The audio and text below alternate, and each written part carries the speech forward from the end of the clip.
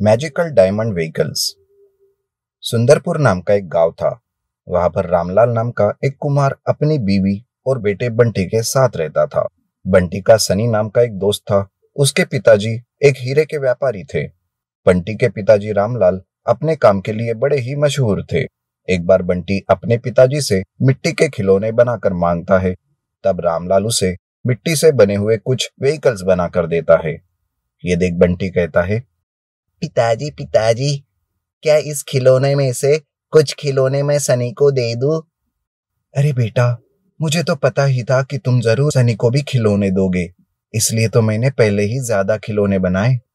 तुम दे दो बेटा उसे भी। ये सुनकर बंटी अपने दोस्त सनी को भी मिट्टी से बनी गाड़ियां देता है।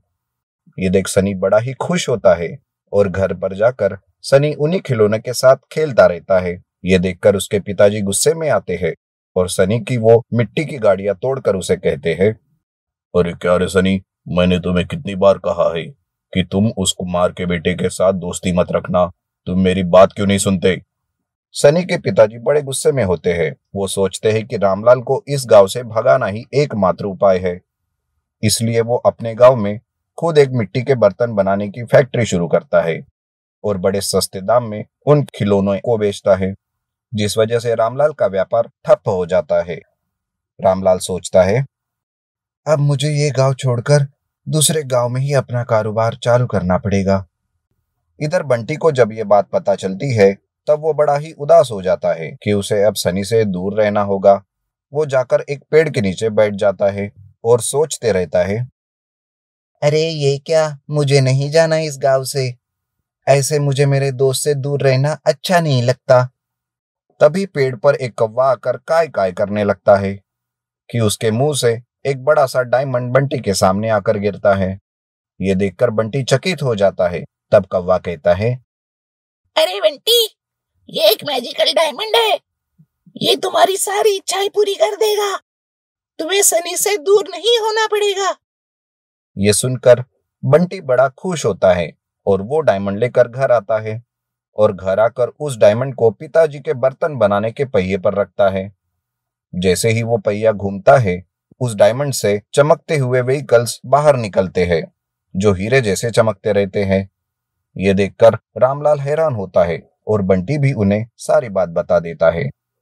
पिताजी, अब तो हमें ये गांव छोड़कर जाने की जरूरत नहीं है। नहीं बेटा, अब हमें कहीं जाने की जरूरत नहीं।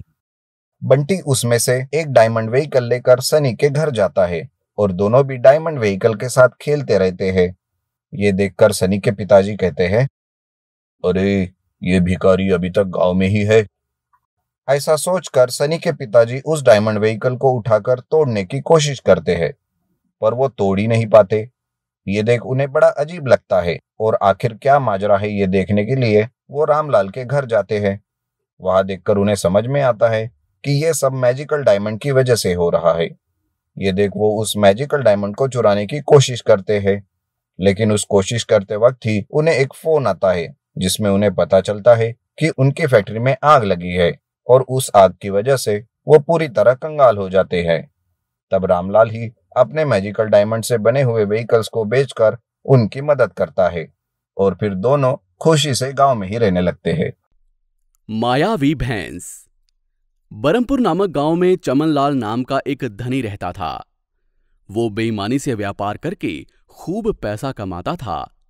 कोई चोर उसके पैसे ना चुरा ले, इसलिए सारा पैसा कहीं छुपाने का प्रयत्न करता रहता था। चमनलाल को एक बढ़िया उपाय सूझता है। उसने भैंस के रूप में एक खिलौना विदेश में बनवाकर मंगवाया था। उस भैंस के पुतले को देखकर सभी लोग धोखा खा जाते थे। सोचते थे कि वो जिंदा भैंस है, इसलिए चमनलाल उसके पेट में पैसा और सोने को छुपाकर आराम से सो जाता था। लेकिन उसके पड़ोस में वासु नाम का एक व्यक्ति था। वो इस बात पर विश्वास नहीं करता था। चमनलाल सर, आप कभी भी भैंसों का पालन नहीं करते हैं, अब क्यों भैंस को घर पर रख रहे हैं?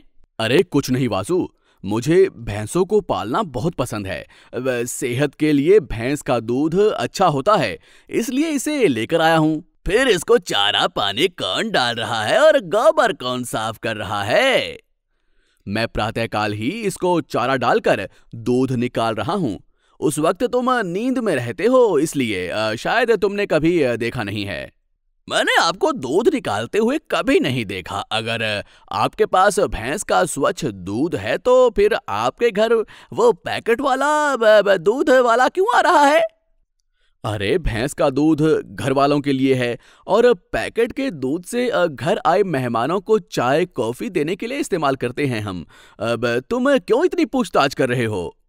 ये कहकर चमनलाल घर के अंदर चला जाता है, लेकिन वासु को उसकी भैंस पर शक होता है, कहीं वो यकीन न बन जाए। इसीलिए प्रातःकाल उठकर भैंस को चारा खिलाने और दूध निकालने का नाटक शुरू कर देता है। ये सब कुछ देखकर वासु भैंस को असली समझने लगता है, लेकिन रात के समय घर के अंदर ले जाते हुए वो उस भैंस को देख लेता है। अरे सर, भैंस को अंदर क्यों ले जा रहे हो? कल रात को मैंने भैंस को आपके बेडरूम में देखा था। आप बदबू में कैसे रह रहे हैं? क्यों बार बार इतनी पूछताछ कर रहे हो? मेरी भैंस, मेरी मर्जी, कुछ भी करूं, घर के अंदर रखूं या बेडरूम में, तुम्हें क्या? Mind your limits. पड़ोस में ताक झांक करना छोड़ दो और अपने घर पर ध्यान दो। ये कहकर वो चिड़चिड़ा होकर घर के अंदर चला जाता है। ये सब देखकर वासु का शक और भी बढ़ जाता है। अगले दिन घर के बाहर अपनी कार में ना जाकर उस नकली भैंस पर सवार होकर वो जाता है। ये सब देखकर सब लोग कहते हैं कि इसके पास पैसा तो है ही और अब शायद ये पागल हो गया है, ऐसा सोचने लगते हैं। ये सब कुछ देखकर वासु कहता है, अरे ये क्या? देखने में तो भैंस जैसे ही दिख रही है, लेकिन इसको चारा भी खिला रहा है और दूध भी निकाल रहा है। कुछ तो गड़बड़ है। ये रहस्य तो मालूम करना पड़ेगा। ऐसे सोचकर वासु हर दिन उसको देखता रहता है। प्रातःकाल उठकर चमन के द्वारा किए गए सारे कार्य वो देखता रहता है। भैंस को चारा डालने पर भी वो खा नहीं रही है, दूध नहीं आ रहा है और गोबर भी नहीं दे रही है। ये क्या है कह के सोचते हुए एक दिन रात के समय चुपके से उस नकली भैंस के पास जाकर देखता है। एक डंडा लेकर उसकी पीठ पर मारने लगता है, फिर भी वो हिलती नहीं। तब वो समझ जाता है कि ये नकली भैंस है। तब वासु उस नकली भैंस को अपने घर लेकर जाता है और उसकी जगह पर असली जीवित भैंस को लाकर बांध देता है। फिर अगले दिन चमनलाल जब सुबह उठकर भैंस को चारा डालने और दूध निकालने का नाटक करने आता है तो असली भैंस को देखकर चौंक जाता है। अरे ये मेरी भैंस नहीं है, ये तो सचमुच की भैंस है। इसका मतलब ये है कि किसी ने मेरी नकली भैंस को चुराकर अपनी असली भैंस को यहाँ बांध दिया है। हे भगवान, अब मैं क्या करूँ? मेरा सारा पैसा और सोना चला गया। इस बात की कंप्लेंट भी पुलिस में नहीं कर सकता। अगर कंप्लेंट करूँगा तो उल्टा मुझ पर ही पुलिस पूछताछ करेगी। इतना पैसा और सोना कहाँ से आया? अब मैं क्या करूँ भगवान? मैं तो लुट गया, अब मैं क्या करूँ? ये कहकर अपने मन में सोचता रहता है। इतने में वासु वहां आता है। क्या हुआ सर?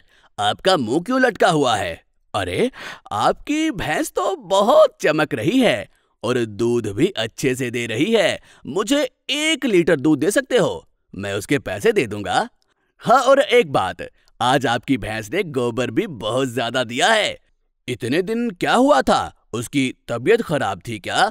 शायद इसलिए नहीं दे रही थी। कल आप भैंस के ऊपर सवार होकर जा रहे थे तो आपको देखकर ऐसा लग रहा था कि जैसे यम धर्मराज आ रहे हों और बहुत खूबसूरत लग रहे थे आप। अभी जाने भी दो यार, मेरा मूड ठीक नहीं है। क्या हुआ सर? आपकी तबीयत ठीक नहीं है क्या? कुछ भी नहीं यार, इतना पैसा कमाया है लेकिन एक दिन भी मन को शांति नहीं मिली। पैसा ज्यादा होने पर ऐसा ही होता है सर, इसीलिए थोड़ा दान भी करते रहना चाहिए। अपने देश में 3 वक्त की रोटी नहीं मिलने वाले बहुत सारे लोग हैं और बहुत सारे गरीब किसान भी हैं। उन लोगों की सहायता करने से दिल को शांति मिलती है। पैसों का क्या है, आज हैं कल नहीं। अपना यश हमेशा रहता है। हाँ वासु, तुमने तो मेरी आंखें खोल दी। आज से मैं तुम जैसा कहोगे वैसा ही करूंगा। जिसके पास भैंस नहीं है उनको भैंस दूंगा। वे लोग दूध बेचकर अपना जीवन यापन कर सकते हैं। कहते हुए चमनलाल अपने घर पर हुई चोरी को बताकर दुखी होता है। सर, आप दुखी मत होइए। आपकी भैंस को मैंने ही चुराया था। आपका पैसा और सोना सब सुरक्षित है।